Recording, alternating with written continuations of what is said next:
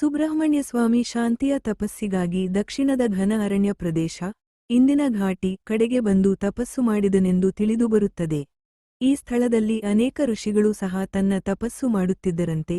ಸುಬ್ರಹ್ಮಣ್ಯ ಸ್ವಾಮಿಯ ದಿವ್ಯ ಪ್ರಭೆಯಿಂದ ಪ್ರಭಾವಿತರಾದ ಋಷಿಗಳು ಅವನನ್ನು ಪೂಜಿಸಿ ಆತನ ತಪೋಭೂಮಿಯಲ್ಲಿ ದೇವಾಲಯ ನಿರ್ಮಾಣ ಮಾಡುತ್ತಾರೆ.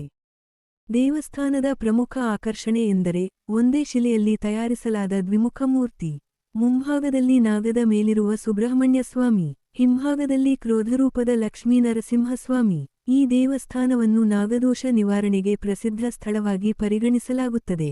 ಇಲ್ಲಿಗೆ ಆಗಮಿಸುವ ಭಕ್ತರು ಅಶ್ಲೇಷ ಬಲಿ, ನಾಗ ಪ್ರತಿಷ್ಠೆ ಮತ್ತು ಸರ್ಪ ಸಂಸ್ಕಾರ ಪೂಜೆಗಳನ್ನು ಮಾಡಿಸುತ್ತಾರೆ.